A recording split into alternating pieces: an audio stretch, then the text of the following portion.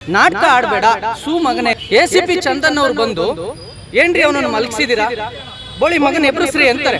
Sir ಎದಳಿ sir, Puneeth sir ಎದಳಿ sir ಅಂದ್ರೆ ಏನ್ರಿ ಅವ್ನಿಗೆ ಸರ್ ಅಂದ್ಕೊಂಡು ಅವ್ನಿಗೇನ್ರಿ ನೀವು ಇದ್ ಮಾಡೋದು, ಎದ್ನಿಲ್ಸ್ರಿ ಆ ಬೋಳಿ ಮಗನ ಅಂತ ಹೇಳ್ಬಿಟ್ಟು ಎದಳ್ರಿ ಅಂತಾರೆ. ನನಗೆ 8 ಏಟುಗಳನ್ನ ಹೊಡಿತಾರೆ ಸರ್. ಜುಟ್ಟು ಮತ್ತೆ ಇದನ್ನ ಹಿಡ್ಕೊಂಡು ಗಟ್ಟಿಯಾಗಿ ಮೇಲೆ ಎತ್ತಿ ನನ್ನ ಬಟ್ಟೆಯನ್ನ ಸಂಪೂರ್ಣವಾಗಿ ಬಿಚ್ಚಿ ಸರ್, ಅಂಡರ್ವೇರ್ ಕೂಡ ಬಿಚ್ಚಿದ್ದಾರೆ ಸರ್, ಪೂರ್ತಿ ನಗ್ನವಾಗಿ ಮಾಡಿದ್ದಾರೆ. ನಾನು ಅವತ್ತು ಅಲ್ಲಿಗೆ ಬಂದಾಗ ಅದು ಇಲ್ಲೀಗಲ್ ಅಲ್ಲಿಗೆ ಬರ್ತಿದೆ ಅಂತ ಹೇಳಿ ಮಾಹಿತಿ ಇತ್ತು.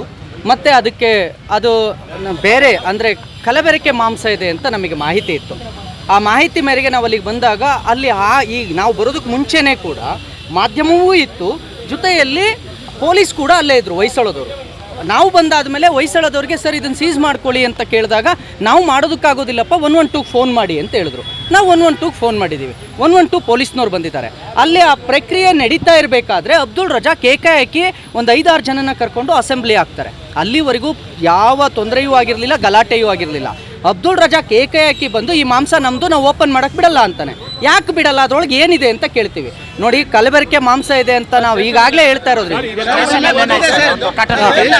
ಸರಿ, ಇಷ್ಟೆಲ್ಲ ಆದಮೇಲೆ ಫುಡ್ ಇನ್ಸ್ಪೆಕ್ಟರ್ ಬಂದು ಅದೆಲ್ಲ ತಗೊಂಡು ಹೋಗ್ಬೇಕಾದ್ರೆ ನಾನು ಪೆನ್ ಡ್ರೈವ್ ಹಿಡ್ಕೊಂಡು, ಪೆನ್ ಡ್ರೈವ್ನ ನನ್ನ ಹತ್ರ ಇದೆ, ಈ ದಾಖಲೆ ನೀವೇನಾದರೂ ಮುಚ್ಚುಮರೆ ಮಾಡಿದ್ರೆ, ಈ ತನಿಖೆಯನ್ನು ನೀವೇನಾದರೂ ಸರ್ಕಾರದ ಪರವೋ ಅವನ ಪರನೋ ಯಾರೋ ಪರ ಎಲ್ಲ ಸೇರಿಕೊಂಡು ಅಧಿಕಾರ ದುರ್ಬಳಕೆ ಮಾಡ್ಕೊಂಡು ಮಾಡಿದ್ರೆ ಅದಕ್ಕೆ ಬೇಕಾಗಿರೋ ದಾಖಲೆ ನನ್ನ ಹತ್ರ ಇದೆ, ನಾನು ಇದನ್ನು ಮತ್ತೆ ಮಾಧ್ಯಮದ ಮುಂದೆ ಇಡ್ತೀನಿ ಅಂತ ನಾನು ಬಹಿರಂಗವಾಗಿ ಹೇಳಿದೆ. ಅದಾದ ಸೆಕೆಂಡಿಗೆ ನನ್ನನ್ನು ಎತ್ತಿ ಪೊಲೀಸರು ತಮ್ಮ ವ್ಯಾನಿಗೆ ತುಂಬಿಕೊಂಡ್ರು. ಅಲ್ಲಿಂದ ಸೀದಾ ತಗೊಂಡೋಗಿ ನನ್ನ ಕಾಲು ಆಲ್ರೆಡಿ ಪೆಟ್ಟಾಗಿದೆ, ನನ್ನನ್ನು ಸೀದಾ ಕಾಟನ್ಪೇಟೆ ಪೊಲೀಸ್ ಸ್ಟೇಷನಿಗೆ ಕರ್ಕೊಂಡೋಗಿ ನನ್ನ ಕೈಲಿ ಕಾಲು ಮರ ಹಿಡ್ದಂಗೆ ಆಗಿತ್ತು, ಎಡಗಾಲು ಸಂಪೂರ್ಣವಾಗಿ ವಾಕ್ ಮಾಡೋಕ್ಕೆ ಆಗ್ತಿರ್ಲಿಲ್ಲ. ಸರ್ ನನ್ನ ಕೈಲಿ ನಡೆಯೋಕ್ಕಾಗ್ತಿಲ್ಲ ಅಂತ ಅಂದೆ. ನಾಟಕ ಆಡಬೇಡ ಸೂ ಮಗನೇ ಅಂತ ಹೇಳಿ ಇಳಿದು ನನ್ನ ಎಳ್ಕೊಂಡು ಹೋಗಿದ್ದು ಸರ್. ಲಿಟ್ರಲಿ ನನ್ನ ಎಳ್ಕೊಂಡು ಹೋಗಿದ್ದಾರೆ, ಕರ್ಕೊಂಡಲ್ಲ, ಎಳ್ಕೊಂಡೋಗಿ ಲೆಫ್ಟ್ ಸೈಡಲ್ಲಿ ರೈಟ್ ಸೈಡಿಗೆ ಪಕ್ಕಕ್ಕೆ ಒಂದು ಕೋಣೆ ಇದೆ, ಅದರೊಳಗೆ ಅದನ್ನು ಹಾಕ್ಕೊಂಡು ಎದ್ದೋಳು ಮೇಲೆ ಅಂದರು. ಸರ್ ನನ್ನ ಕಾಲು ಮರಗಟ್ಟಿದೆ, ಮಳೇಲಿ ನೆಂದಿದ್ದೆ, ಕಾಲು ಹಿಡ್ಕೊಳ್ಳುತ್ತಲ್ಲ ಆ ರೀತಿ ಹಿಡ್ಕೊಂಡು ಮರಗಟ್ಟಿದೆ, ಇದು ನನ್ನ ಕಾಲಿಗೆ ಮೊದಲೇ ನರ ಏಟಾಗಿದೆ, ಅದು ಫ್ರ್ಯಾಕ್ಚರ್ ಆಗಿದೆ, ಹಾಗಾಗಿ ನಿಂತ್ಕೊಳ್ಳೋಕೆ ಆಗ್ತಿಲ್ಲ ಸರ್ ಅಂತ ಅಂದೆ. ನಾನು ರಾಘವೇಂದ್ರ ಸ್ವಾಮಿಗಳಿಗೆ 3 ದಿನದಿಂದ ನಾನು ವ್ರತದಲ್ಲಿದ್ದೆ, ನನ್ನದು ಅಸ್ವಸ್ಥನಾಗಿದ್ದೀನಿ, ನನಗೆ ಆಗ್ತಿಲ್ಲ ನಿಂತ್ಕೊಳ್ಳೋಕ್ಕೆ ಅಂತ ಹೇಳಿದ್ರೆ ನನ್ನನ್ನು ಸಂಪೂರ್ಣವಾಗಿ ನನಗೆ ಅಲ್ಲಿ ಅವಾಚ್ಯ ಶಬ್ದಗಳಿಂದ ಬೈದಿದ್ದಲ್ದೆ, ಬಹಳ ಕೆಟ್ಟ ಶಬ್ದದಲ್ಲಿ ಬೈದಿದ್ದಲ್ದೆ ಟಾರ್ಚರ್ ಮಾಡೋಕ್ಕೆ ಶುರು ಮಾಡಿದ್ರು. ಅದಾದಮೇಲೆ ACP ಚಂದನ್ ಅವರು ಬರ್ತಾರೆ. ACP ಚಂದನ್ ಅವ್ರು ಬಂದು ಏನ್ರಿ ಅವನನ್ನು ಮಲಗಿಸಿದಿರಾ, ಬೋಳಿ ಮಗನ ಎಬ್ರುಸ್ರಿ ಅಂತಾರೆ.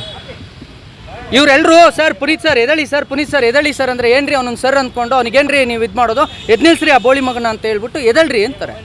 ನಾನು ಎದಳಕ್ಕೆ ಆಗ್ತಿಲ್ಲ ಅಂತ ಅಂದಾಗ ನನಗೆ ಗೊತ್ತು ಹೆಂಗೆ ಎದುರಿಸೋದು ಅಂತೇಳಿ ಲಾಠಿ ತೊಗೊಂಡು ನನಗೆ 8 ಏಟುಗಳನ್ನು ಹೊಡಿತಾರೆ ಸರ್, 8 ಏಟುಗಳನ್ನು ಹೊಡಿತಾರೆ.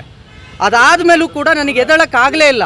ಅದಾದಮೇಲೆ ಜುಟ್ಟು ಮತ್ತು ಇದನ್ನು ಹಿಡ್ಕೊಂಡು ಗಟ್ಟಿಯಾಗಿ ಮೇಲೆತ್ತಿ ನನ್ನ ಬಟ್ಟೆಯನ್ನು ಸಂಪೂರ್ಣವಾಗಿ ಬಿಚ್ಚಿ ಸರ್, ನಾನು ಆ್ಯಕ್ಚುಲಿ ಅವರು ಹೇಳಿದ್ರು ಇದನ್ನು ಮಾಧ್ಯಮದ ಮುಂದೆ ನಿನ್ನ ಕೈಲಿ ಹೇಳ್ಕೊಳಕ್ಕಾಗುತ್ತಾ, ನಿನ್ನ ಮರ್ಯಾದೆನೇ ಹೋಗೋದು ಅಂತ. ನಾನು ಮರ್ಯಾದೆ ಹೋಗಲ್ಲ ಸರ್, ನಾನು ಒಬ್ಬ ಹಿಂದೂ ಕಾರ್ಯಕರ್ತನಿದ್ದೀನಿ, ಇದು ನನ್ನ ಒಬ್ಬನ ಮೇಲೆಲ್ಲ, ಯಾವ ಹಿಂದೂ ಕಾರ್ಯಕರ್ತರ ಮೇಲೆ ಆಗಿದೆಯೋ ಅವರು ಬಹಿರಂಗವಾಗಿ ಹೇಳ್ಕೊಳ್ಳೋದಕ್ಕೆ ಭಯ ಪಡ್ತಿದ್ದಾರೆ, ಮರ್ಯಾದೆ ಹೋಗುತ್ತೆ ಅಂತ. ಖಂಡಿತವಾಗಿಯೂ ನಮ್ಮ ಮರ್ಯಾದೆ ಹೋಗೋದಿಲ್ಲ.